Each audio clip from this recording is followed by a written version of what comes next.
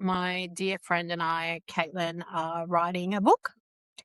It's about creative leadership and interviewing change makers who really tried to change the system in an embodied way. So prioritizing connection to nature, to community, to self-awareness.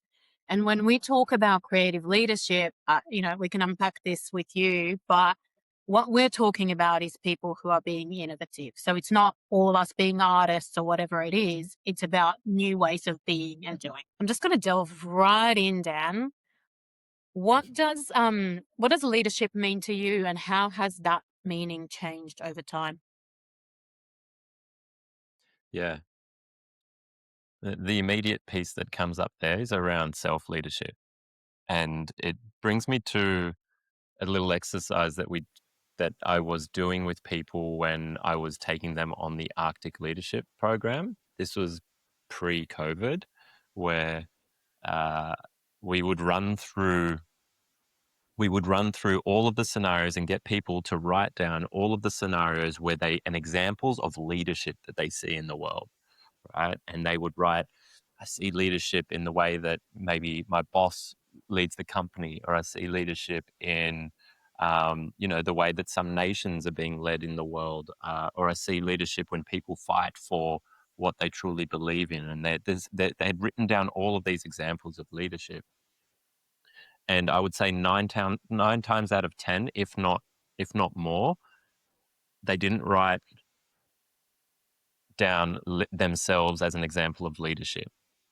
Whether it was as a father, as a mother, as a human that's leading themselves through this life, and what it requires for us as a human being to navigate our own ship when we're on board the ship of many others. And the ship of many others, it's kind of like a babushka doll where there's you that might be on the ship of many others, which might be the family. Yeah, but then it might be the school or the university or the business. And then to go beyond that, it might be a much broader movement that many businesses are a part of. And then to go beyond that, it's this rock that's flying through space that is the ship that we're all on. And so um, self-leadership is such an important piece to the contribution from our little corner of the cosmos to the greater whole, and how the greater whole gets to navigate whatever's playing out in the world, or whatever's playing out in the world of the business, or whatever's playing out in the world of family, at whatever level that is playing out. So self-leadership is huge. Uh, I'm going to ask you, so you essentially became a business leader quite early on. You were in your, 20s when you were in the business?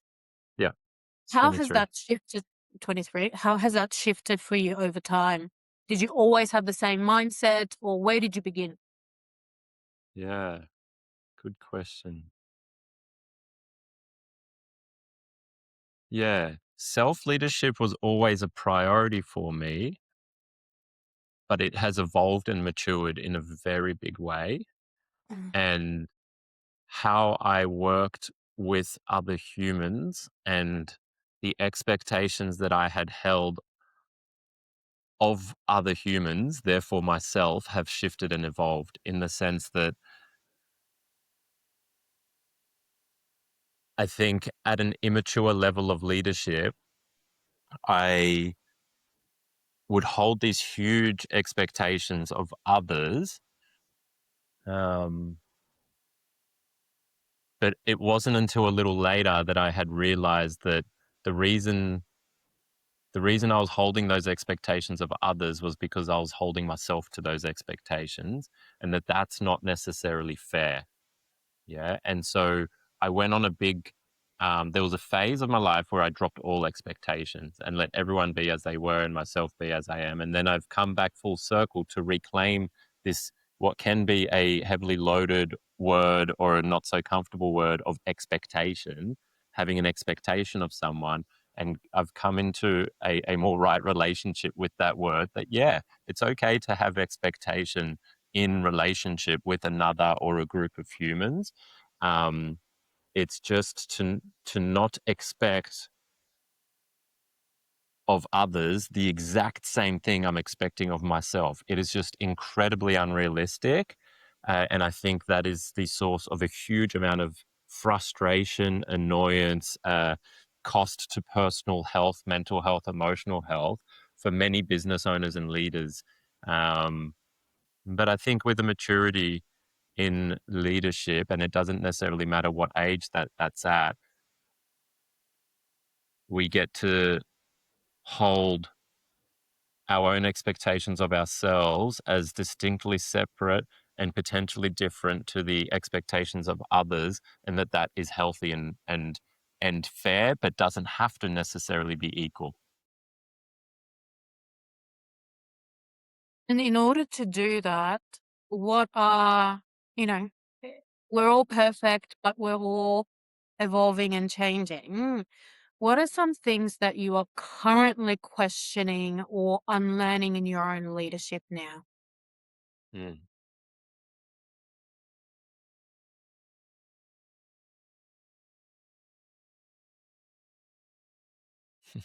Phew. Have you got a few hours? Um, Bring it on. so yeah, okay. I can tell you a transition from island A to island B that's been occurring. And all of this within this same company, but also previous companies as well, where there was there was a definition of leadership from my end as recent as 2 years ago, but really solidly 3 to 4 years ago, that leadership meant equality for all in the sense that all is equal at all times. And, what does that look like in a practical sense? That if there's a meeting, that all voices hold the same weight and all opinions and perspectives hold the same weight within that meeting, and to allow for equal airtime for each person, regardless of how much time we have allocated for the meeting, right? Now, when we apply stages of development or Ken Wilber's levels of consciousness to that, and that might fit within the green stage of development, which has its beautiful traits, but as every level does, has its limitations. And what that leads to is a much slower processing that is slower than the pace of life and reality, and therefore doesn't allow for an individual, a group, a business to meet the demands of life as they're moving or a situation that's playing out. Um, it also, I also, so what I had become more okay with, this is island B. Yeah. I'd gone from island A of everything needing to be super equal, from pay being equal, from opinions being equal, everything being super equal. It was incredibly slow, and it lacked a sense of maturity and leadership from me to be able to have it still feel okay for everyone, but not for, everyone to have a 30-minute contribution or whatever else.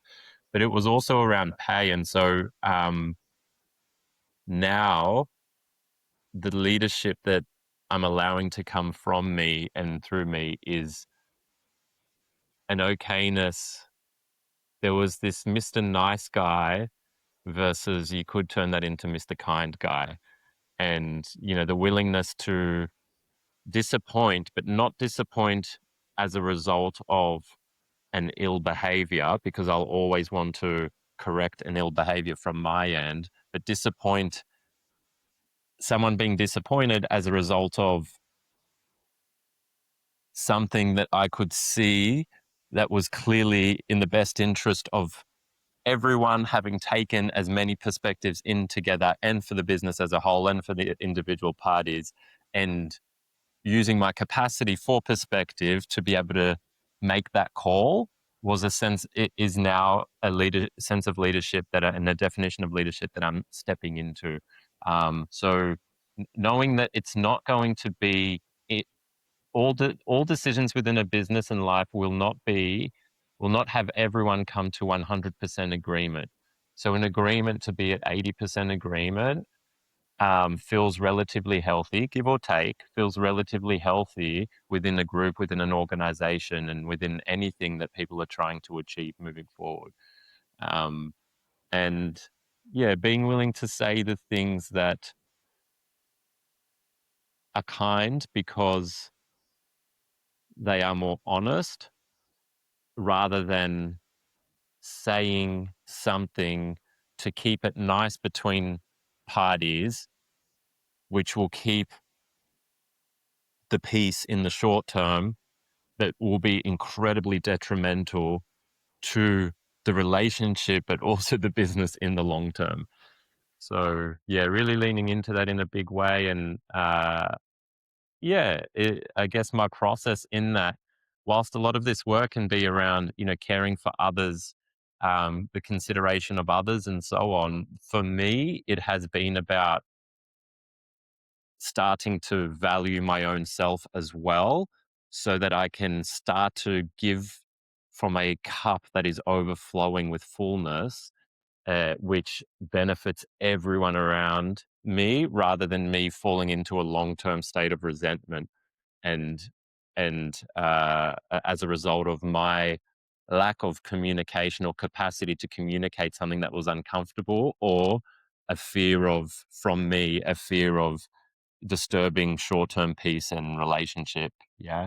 So yeah, choosing long-term peace over short-term peace. Yeah. There is so much to unpack in there, and I've made some notes. And I'm going to there's a personal direction, a business direction, and more of a space creation direction. The direction I want to take it on is your personal. So this kind of the kind of things that you were talking about around being nice and fair and equal, that is a really hard thing for people to reconcile when you have to make tough decisions and not everyone is always going to like you or agree with you. What are some practices that you have for yourself that helps you get through that and helps you be okay with that? Mm.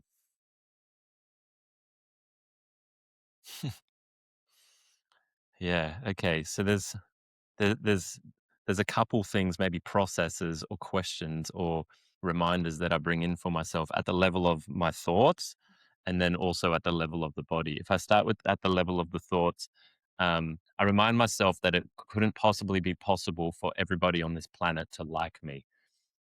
Not necessarily because I'm not likable, so that doesn't eat away at my own value that's being held, but also that, like, everyone looking through their own lens and perspective is going to have nuances in what's preferenced more and what's preferenced less, and so on. And so, um, I don't think any human likes every human on the human level, but once people realize what they are and the divinity within them, and that we are all coming from the same pot, yes, we love everyone in the same way from that on that plane of reality. But on the human level, humans to humans, there aren't. I don't. It's just not, like, because of the sheer nature of the human mind. There isn't a human. Let me put it that way. There isn't a human brain that then, so the consistency of thoughts, every heart probably loves all, yeah, but there isn't a human brain or thinking mind that loves all, yeah, or thinks it likes all, yeah. Now, uh yeah, it's a really beautiful process every time I see that I'm looking to make a decision and inquiring for myself, asking myself the question, am I doing this to prevent a disturbance of peace right now? And is there a decision that could be made here that would be of greater benefit to the whole? Mm. Yeah. And and um when I inquire around those, what's really important is that I'm also in a state of awareness where I can bring my awareness to any sort of sensations or feelings that come up in the body as I think that. There's where, or as I ask that question. So when I ask, is this the best decision for all right now? Or am I making this decision to create short-term peace and prevent a sense of disturbance of peace? Something in me just knows the answer. And it's not necessarily in words. It's just like, oh, you're doing this to like prevent chaos, or you're doing this, and sometimes it's useful to prevent chaos, but you're doing this just to appease this here right now, and in the long term it's not going to be useful. And they tend to be these little inklings that come along, and we know deep down inside of us, whether it's the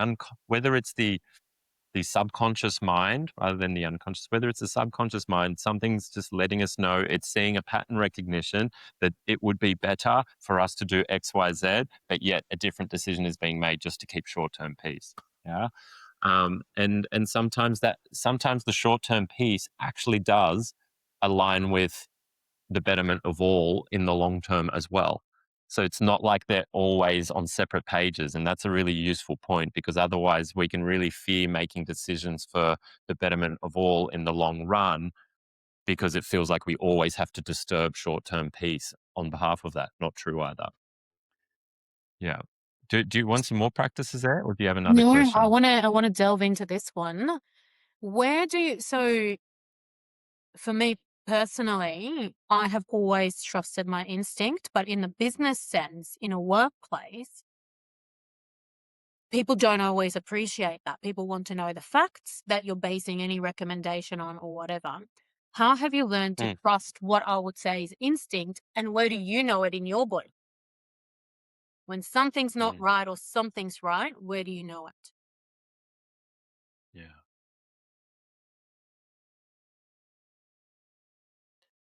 Yeah. So the first thing that came up was that it's about combining those two quadrants of the four quadrants. It's about combining the factual with the instinct.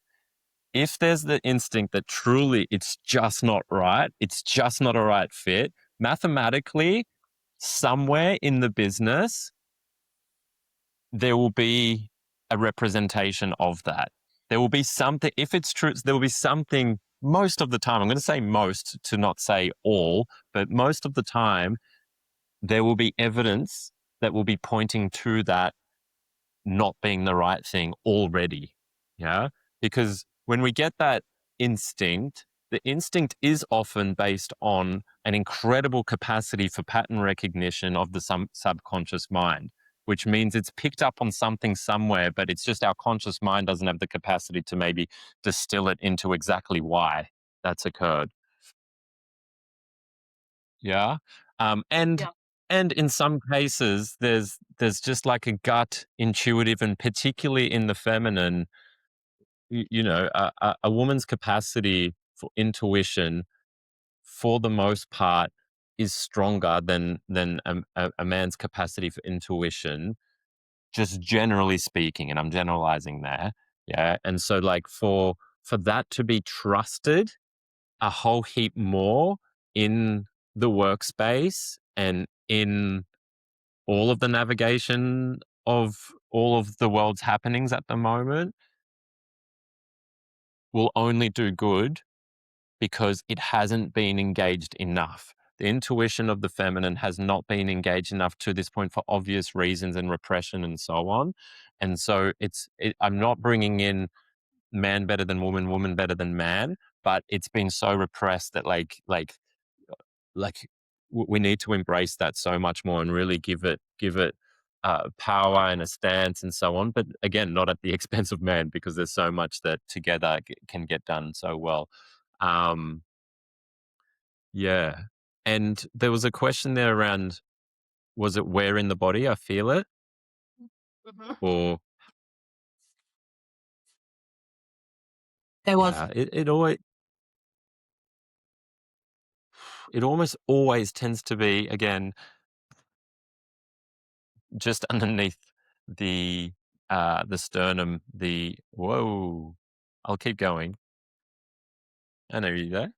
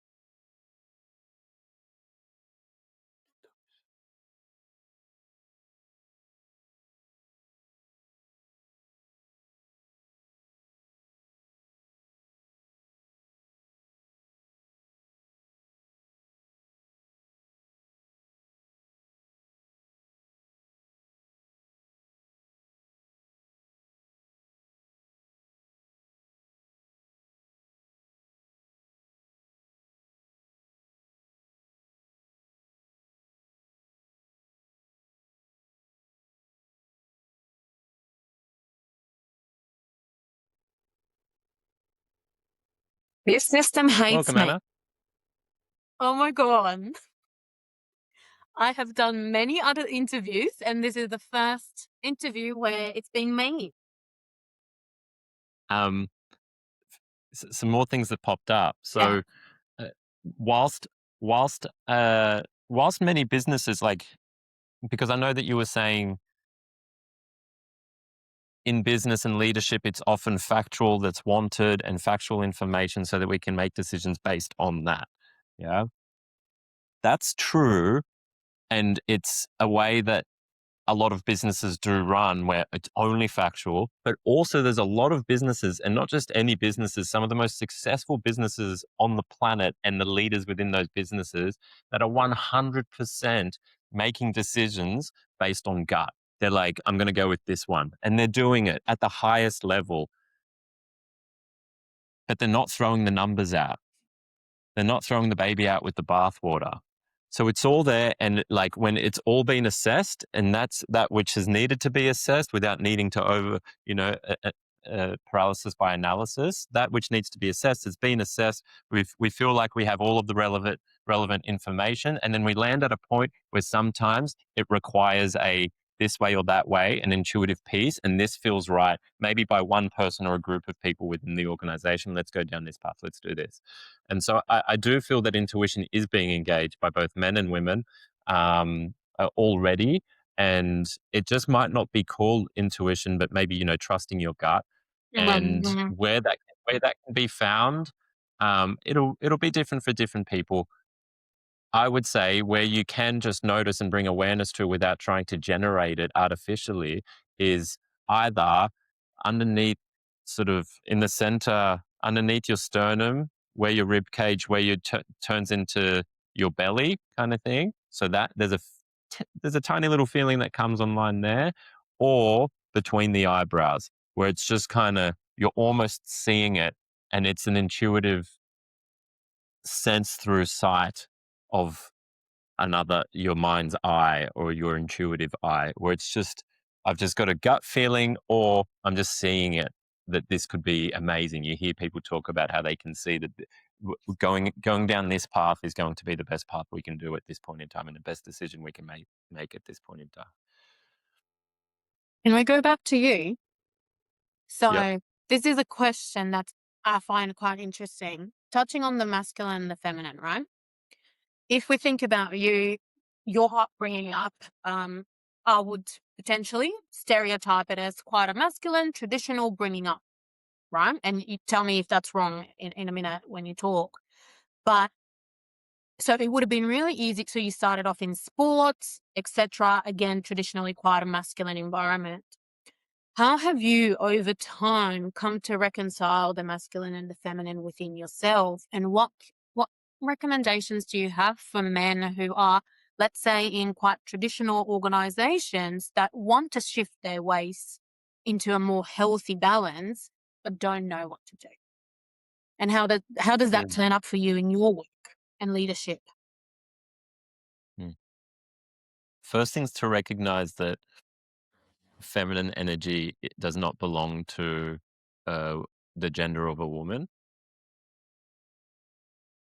Second thing is to then go a layer deeper and realize that all humans contain masculine and feminine energy. Then go a layer deeper. Well, what is masculine and feminine energy? Just so that a part of the mind that has an understanding, or at least a perceived understanding of what the masculine is, doesn't start to feel shame around this feminine. Well, I'm not feminine, I'm masculine, I'm a man, right? So masculine energy being directive energy, being energy that, moves forward, progresses and achieves and gets stuff done. Yeah. It's an energy that is required not just by men, but also by women, and is there to be tapped into by women and men. Yeah.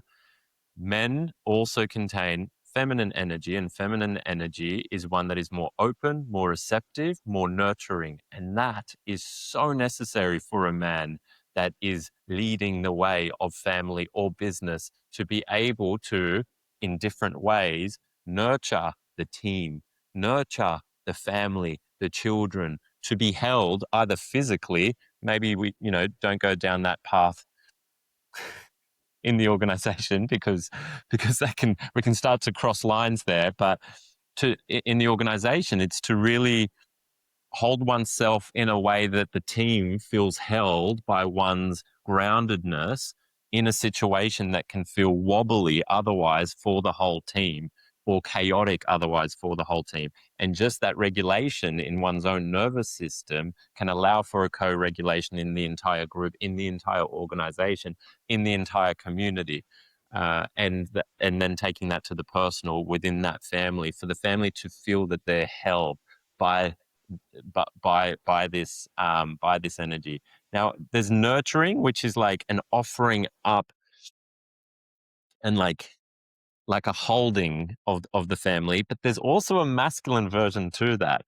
Like there's this groundedness to the holding, and maybe that's the dance between masculine and feminine there. Yeah, yeah. Beautiful. Beautiful description. Thank you. Upbringing seems like it was mostly masculine, and that's mostly true. And through some work with plant medicine, a good 8 years back, it was made evident to me that there was a suppression of the feminine energy in me as an 11-year-old boy. Seeing my mum and dad arguing like there was no tomorrow, seeing that there was a divorce happening there and going, oh, I'm going to have to do this thing called life myself. Right. And so all of a sudden, doing this thing called life and the achiever piece, that ramped up. The feminine was always alive within me, but that ramped up and overrode on a more consistent basis over many years the feminine, so much so that I couldn't receive that nurturing feminine hand on my back by my mother. And it would like bring a real strong repulsion in my system, like, oh, and I hated that was happening. And I could see what that was doing to my mother as well. And so, yeah, it was really to start to bring that back into balance wasn't necessarily about me feeling like I needed to cultivate something completely new within myself, but rather just to reawaken a way of being which allowed for a little more softness. And that was probably the core quality, a softness and this nurturing quality, and allowing that to awaken. And that looked like, me giving my mother the longest hug without any words, analytical mind, masculine words, and just holding her and being able to communicate with her in that way. Something that I hadn't done until I was 33. Yeah. Um, yeah. Being able to sit in conversation and not, this was a big one for me and still something to work on, not need to, or at least there might be the need, but I don't do it, to come in with the solving of the solution and providing the solution on the spot, right? Just listening. Again, it's that receptivity of the feminine energy and just allowing it to be, even if I can see X, Y, Z would be really supportive and useful and productive in this moment if we offered this up, allowing that to be there. That takes a hell of a lot. I don't know whether it's for a man or woman, or just if someone, a human being, has more of a masculine online more often, then it's quite the thing to sit back and see someone go through something, knowing that you could offer up a bunch of stuff that would help, and be supportive at least, for them to be able to help themselves and not offer it up so that they can fully feel it and be in it, and also just receive the gift of being listened to and being heard. That has been a beautiful, beautiful practice that has deepened and continues to deepen. Well, I feel like that was a mic drop and we need to take a bit of a breath. So, Dan, can yeah, I just want to give you a big hug right now. Um, let's delve Oh, into.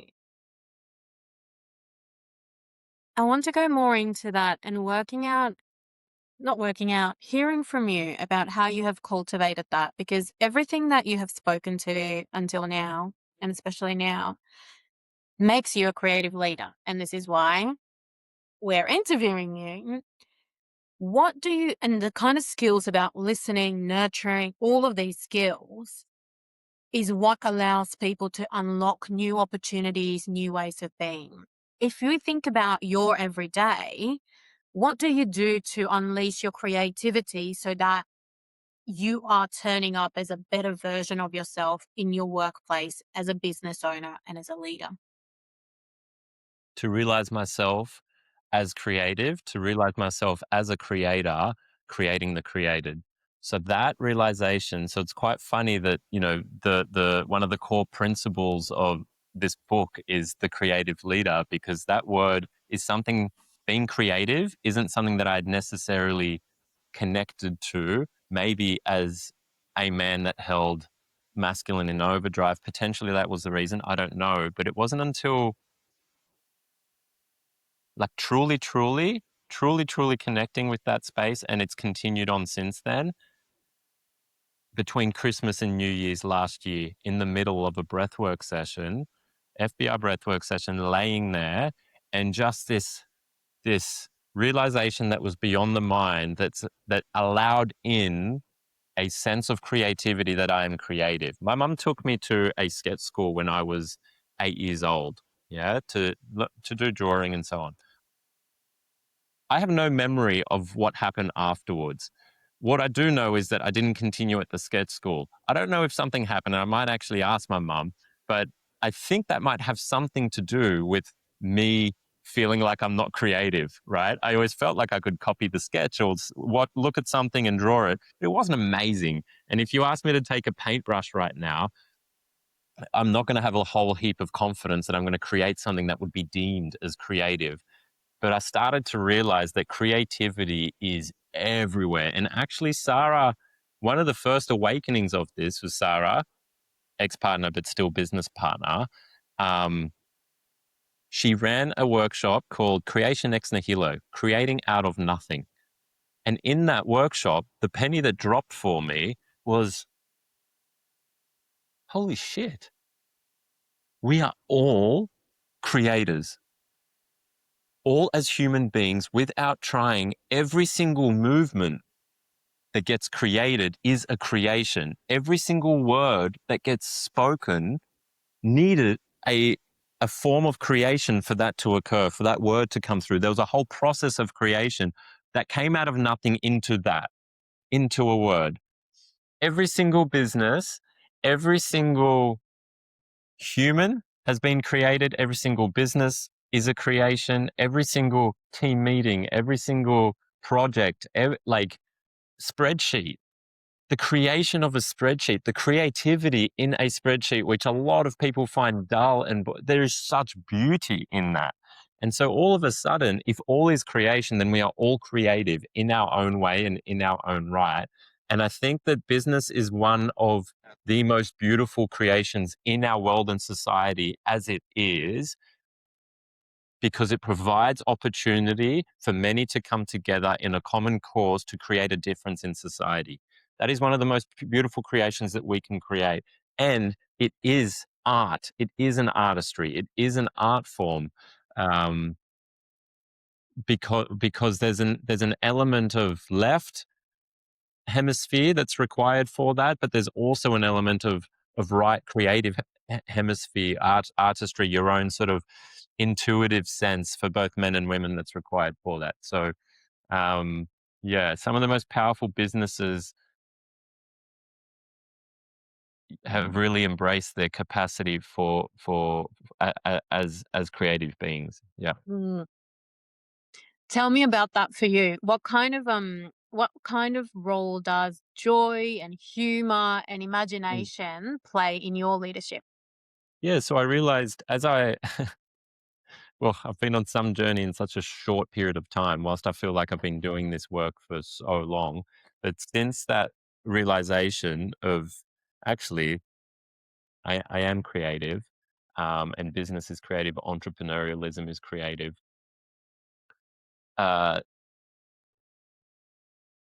yeah, the very center of that was for me to be in a state that is able to create in the most abundantly flowing way, I needed to be allowing full joy to be coming from me, but also for me to be seeing the beauty in all processes. Yeah. So, what I mean by that is stuff that I may have deemed as really annoying and irritating to do in business processes that I didn't like. I was like, "Oh, I really don't like doing that."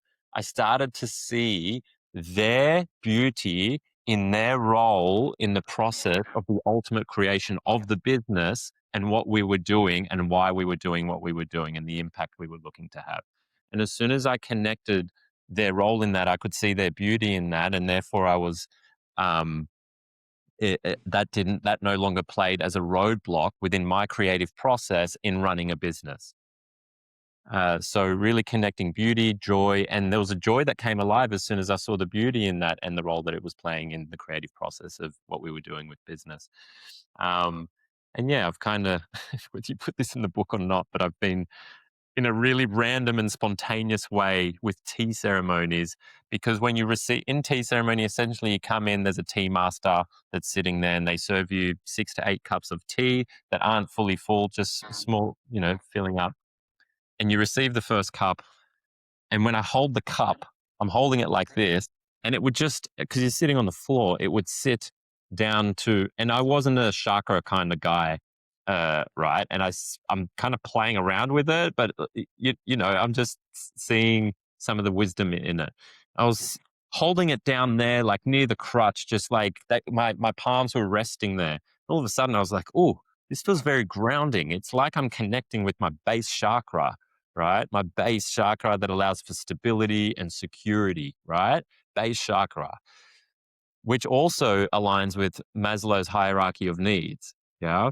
Then I received the second cup and I hold it a little higher, and it became this intuitive process of holding it at the chakra of creativity, sexuality, but also creativity, sexual energy being, and creativity being the ultimate form of sexual energy.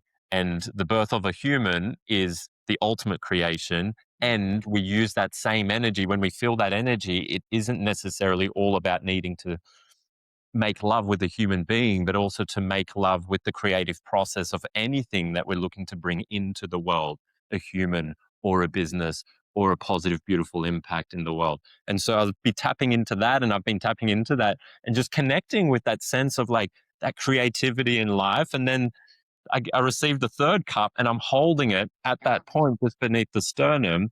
And that's where power lives. But funnily enough, from a lot, according to the to the written text and in yogic philosophy, you've got power at the third chakra, but also joy. Now, doesn't that tell you something? That your joy is your power. Your joy is your power. And from that place, what is possible? And if you are resting into your joy, then your power cannot be taken away. Your power cannot be taken away. And what you can actually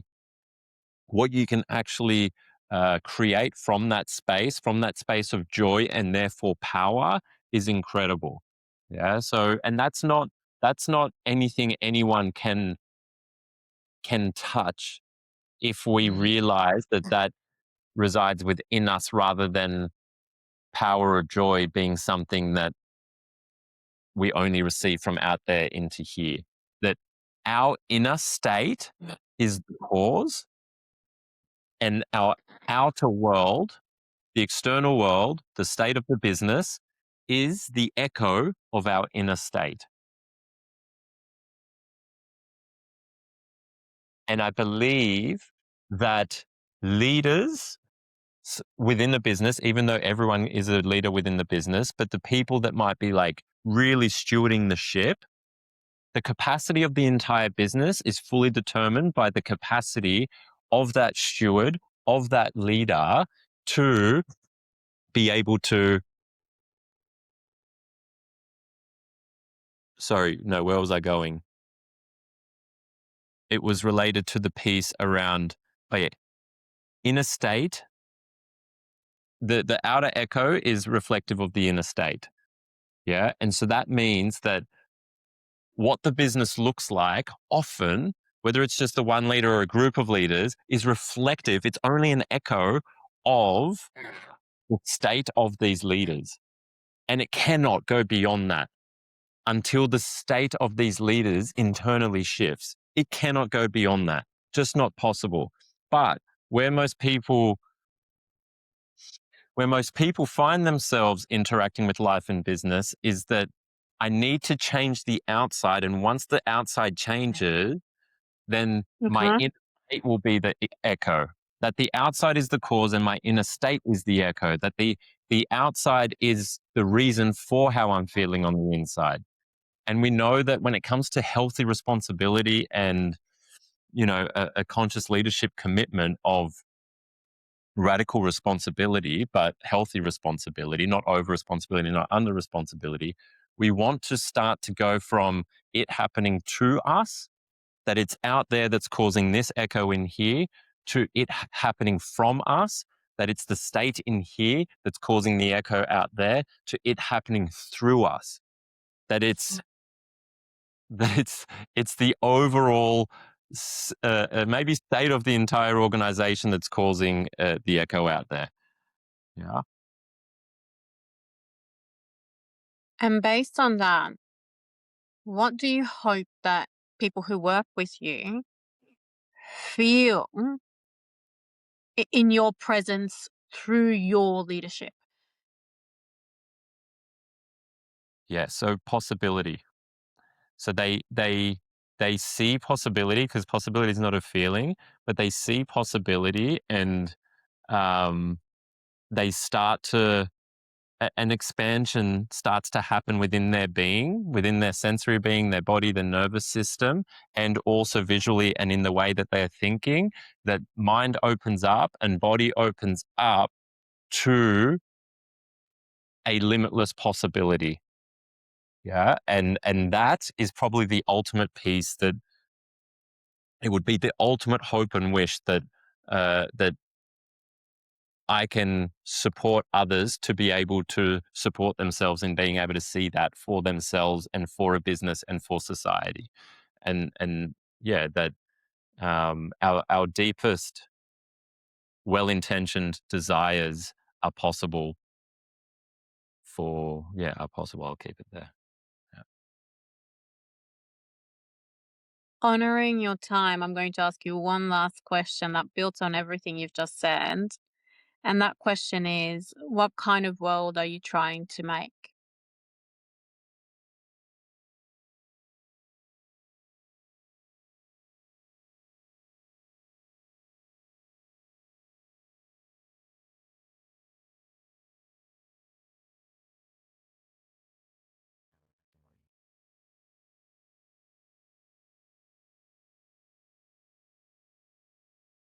Yeah, so there's the very surface level answers that come to mind and that we often get to hear, which is a world full of peace and harmony, and so on and so on. I love something that Ram Dass spoke to, so would love to kind of reference him in that. In many teachings and many Eastern teachings, they say that it's only those with karmic predicaments that end up here on earth as a human anyway. And so we're a motley crew to begin with, laced with desire and greed and all of these things that we're here to work on. It's what we're here to work on. And so when we consider, this pursuit, which it's not to say not to have the pursuit of harmony and peace, but maybe we redefine as to what harmony and peace on this planet actually mean. And so that led me to the desire to have us humans be able to hold ourselves and one another in our imperfections, which make us so perfect. I'm not asking for complete peace where there's like no turbulence at the level of mind, at the level of body, at the level of society, but I'm asking for us to like just expand. It's quite realistic for within my lifetime within this period of our species, but I would like us over the next 100 years um, to arrive, and I believe that it's happening, to arrive at a capacity where each human is deeply connected uh, to the source of what they are, which allows them to live here as a human being in a more free way and hold all of the turbulence that might arise within them mentally, physically, emotionally, and therefore expanding the capacity to be able to hold others, both in a personal setting of family and friends, but also in businesses that we're running, so that we can really amplify the beautiful impact that and purpose that a business has, which is to impact society in a positive way. Well, my cheeks hurt from listening to you. You, Dan, I've said this to you before, but I'll say it again. You have the beautiful, beautiful capacity to see people and hold space for others. So I am so grateful to spend time listening to you about you. Yeah, Anna, How does that feel for you? I really want to say thank you for the opportunity and the space that you've created for me to be able to come on here and express on something that is a topic that I yeah feel deeply for and connect with in a big way. And it's such, the fact that we're on here and the reason we're on here to have the conversation about a topic that you are writing about with others that you're partnering up with, I think that is huge, like the testament to the work that you are doing, so that we have this opportunity to do this here. So thank you so much for providing that, for creating that, for being a creator, and yeah, really honoring and holding the work that you're doing in reverence, even prior to it being birthed into this world. Look at you deflecting from yourself. I'm included This in all of that. I'm included in okay, but all a part of that. good. So thank you for Because having me. we absolutely wouldn't be here if it wasn't for the business you and Sarah have. We absolutely would have. Yeah. Thank you. Thank you so much for that.